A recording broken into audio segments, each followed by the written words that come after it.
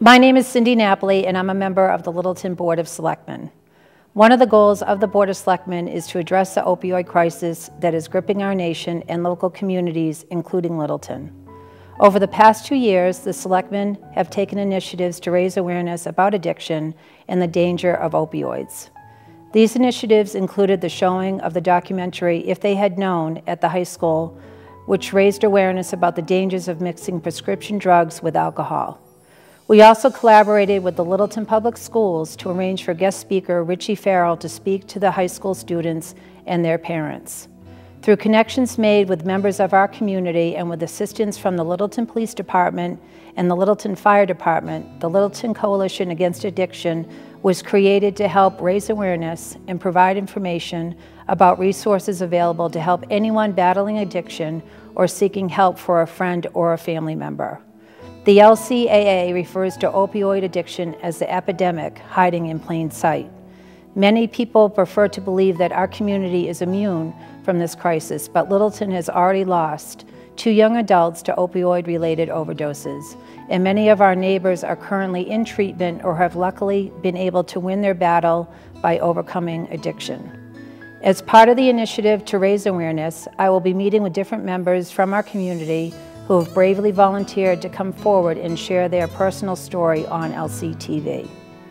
It is our hope that by sharing these stories, the stigma that is associated with addiction will stop, and people will be empowered to seek help, while others will embrace their courage and support them during their struggle to overcome this terrible disease.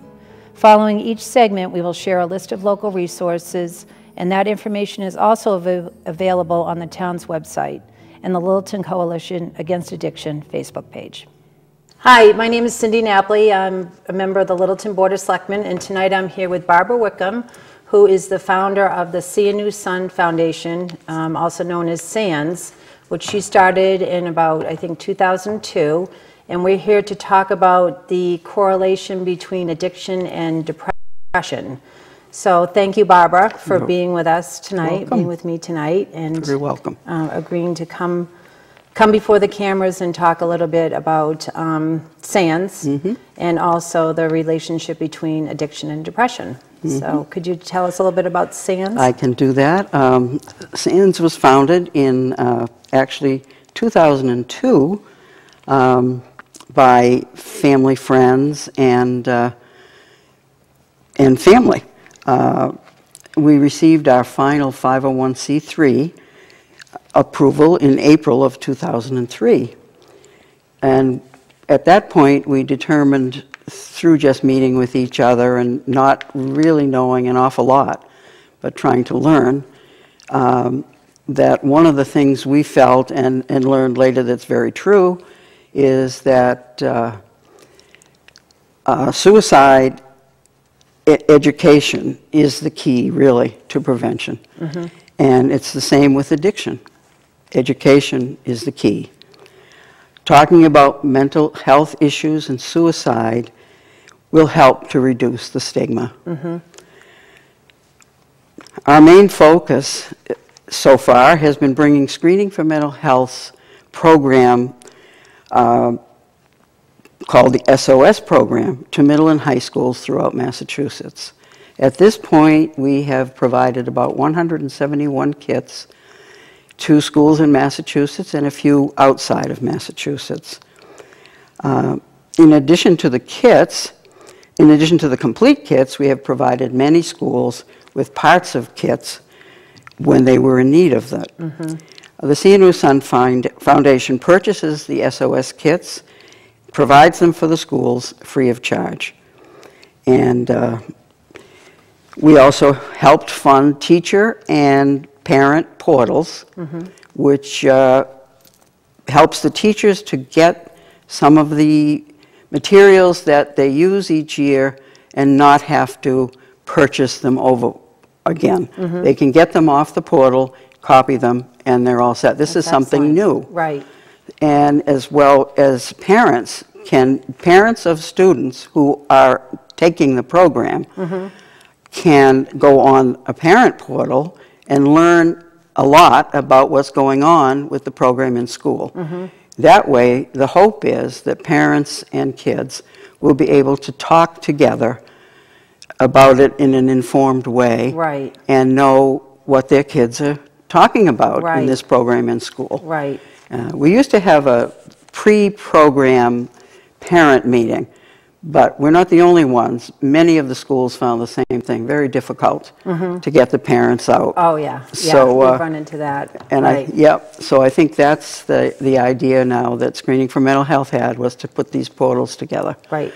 So our group helped fund the portals, which was another thing that we helped That's excellent. to do. That's Yep. really wonderful. Well, thank you. So I know you've been great coming forward. We started the Littleton Coalition Against Addiction, and you've been to all our meetings, which has been wonderful. We appreciate your involvement and your, what do I want to say, interest in what Yes. we're doing, because there's really a relationship. There and is. so one of the things that I was thinking about is, you know, depression can sometimes cause someone to want to use Absolutely. a substance to make them Absolutely. feel better about themselves, right? Yes. And then you have people who are using, Yes. who became addicted for one way or another, Absolutely. and because they're feeling isolated and depressed and bad about themselves, Absolutely. then that in turn causes Exactly. You're absolutely depression. right. So there's definitely a relationship There is. between the two. Definitely a link. And Right. when I mentioned that I felt there was a link at one of your meetings, I knew that, and I'm on a lot of committees on suicide prevention, and it was mentioned, but there didn't seem to be any specific facts. Right. But there are now. Okay. There are now, and which is very good, and I'm going to take a peek here. Sure. We have done, SANS have done other things, but we don't need to get into that because I think we need to talk about that. And I would like to thank the Riverside Trauma Center for their help with me finding reliable information, and the Centers for Disease Control. So in 2016, information from CDC, there were 44,965 suicide deaths and 63,600 drug overdose deaths. And I know this is a lot of figures, and I won't keep doing that, but just to point out that you can see this correlation. Opioids were involved in 42,249 of those deaths. Suicide and drug overdose deaths are the two leading causes of injury-related deaths in the United States. Wow. Yep.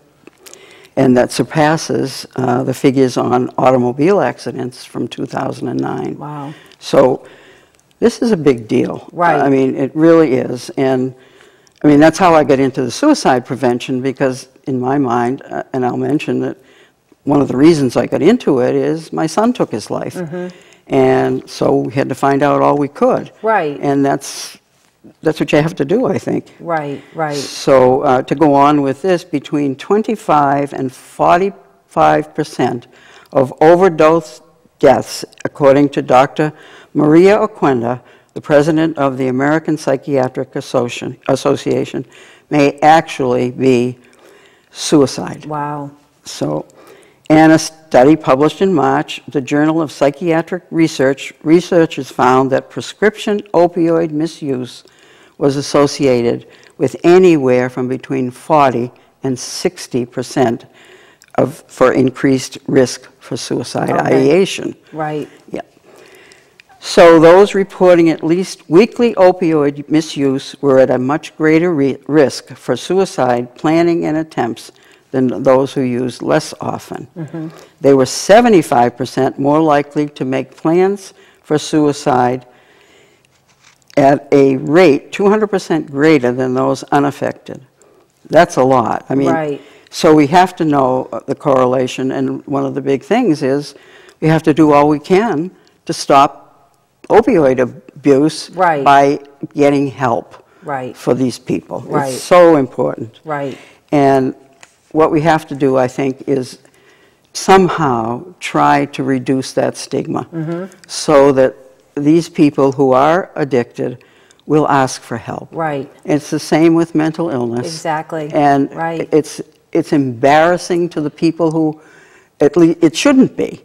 Right. But they're very embarrassed by their mental health issues, by their abuse of drugs. Right. And they just don't want anyone to know, so they're not going to go ask for help. Ask for help. So that's the big thing. Right. We need to get rid of the stigma and realize that these are illnesses, and that they really and truly, there is help. Right. And we just have to help people to get that help. Right. So That's- what other programs or resources does SANS offer? You talked about what you help with at the school, with the screening. And, Yes, Yeah.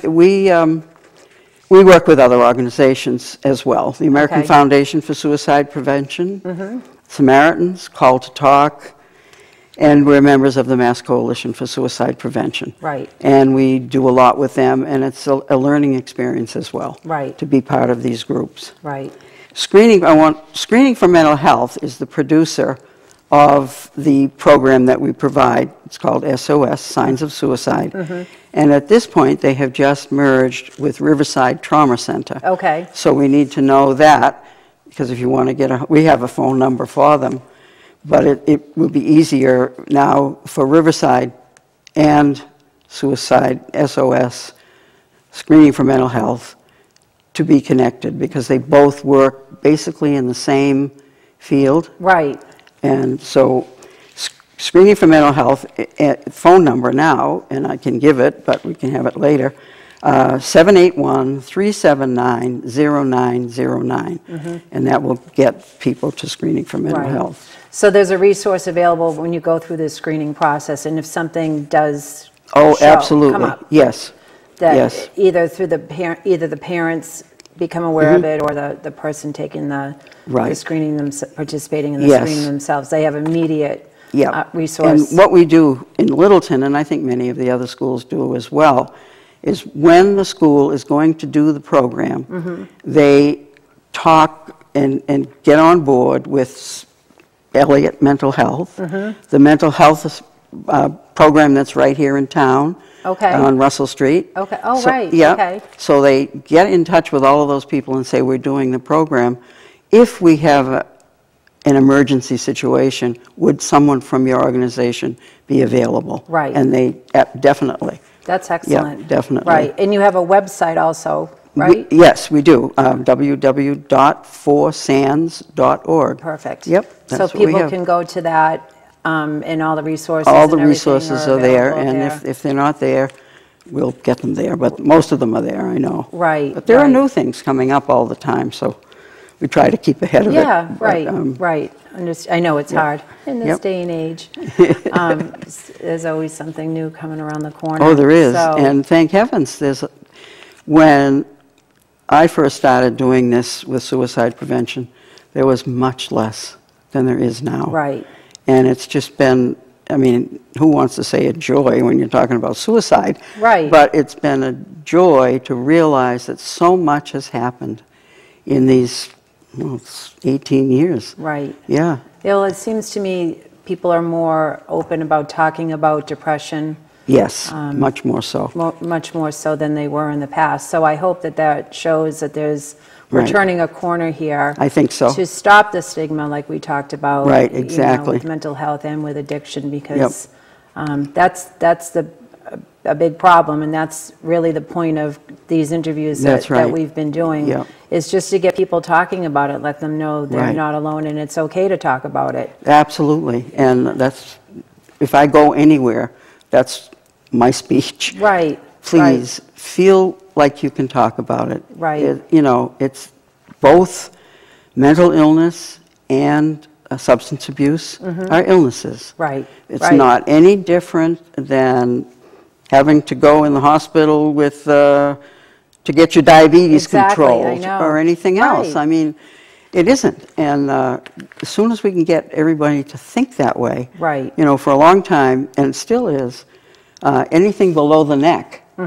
is perfectly fine to talk about. Right. But as soon as it involves the brain, nobody wants to talk about No, it.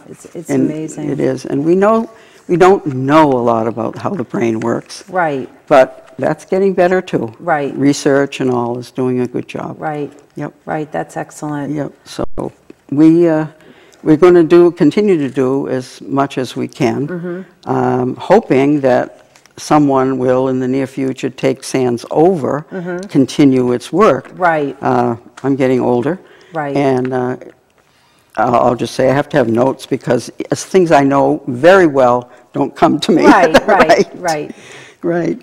And I want to mention Interface. Oh, okay. Excellent. Yes, Interface is a program that our foundation, See a New Sun, brought to Littleton several years ago. And we paid for it for, I believe it was 2 years, and then went to the Board of Selectmen and talked to them about it. And because of seeing the results for those first 2 years that we paid for, the town now pays for this Interface program. Excellent. And it's wonderful. I've heard from so many people in town, in the schools, that they can go call that one number, get a referral, and they can do the same thing with them for substance abuse. Okay. Call that one number, and someone will talk to them about what the issue is, and provide an appropriate provider for as near as possible to where people live. Do they follow up with that person? They follow up. Yes, they do. They follow up. Excellent. So completely. it's not like they just give you a number and send you on your way. Oh, there is no. a follow-up. They make the call. Oh, okay. See, that's the thing. One of the things I found out when I was working at the schools as a school nurse, calls, you could be on the phone forever and ever trying to make a connection with a clinician. Okay. And parents, and when there's stress in the home, a parent can't be on the phone for hours and hours. They decide they just can't do it anymore. So as a result, either themselves or their children are not getting the help because they can't keep doing it. Or they give up. Yeah, they put it off for another day and exactly. it doesn't happen. So call Interface. Okay. And people can go to your website as well. Absolutely. It's there. It's right there. ForSANS.org. Yep. And many times, and most times, they can find a clinician within 2 weeks. Okay. And they're not an emergency service. They are a referral and resource service. And clearly, if it's an emergency situation, call 911. Absolutely. Absolutely. So. And there are other places you can call to talk. Well, Call to Talk is one of them.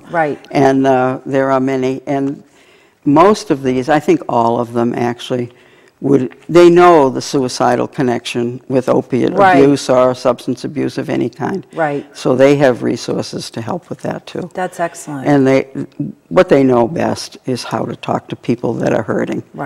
And sometimes there's someone out there listening that they can reach out to. That's exactly right. And that's a lot of time, that's all that people need. That's exactly right. So, that's wonderful. And they do. And I just give a lot of credit to those workers that it's all volunteer who sit at those phones. They're all trained. And it's just a wonderful service they do. That's excellent. Well, I give credit to you for taking a tragedy in your personal life and doing something wonderful for our community and beyond by starting SANS. Well, thank you. I sincerely do, and I hope that more people will go to your website and together we can stop the stigma and help people because of the relationship between mental illness and addiction. And the best way to do that is to talk about it, but it's just, we're fortunate to have you in our community, in our backyard, literally. So as a resource, and you're very knowledgeable, so I hope that anyone watching this will go to your website or reach out to you. I hope so, and they can call me anytime. Exactly, I'm there. For the most part. Yes. We do all the work from home, so. Okay. That's excellent. Well, thank you again, well, you're very welcome. Barbara, for being very, here very welcome, coming. and I thank you for asking Sitting with me. And I'm hoping that we can make a difference. Excellent. Great. Okay, thank you. Thank you. Thank you very much. Welcome.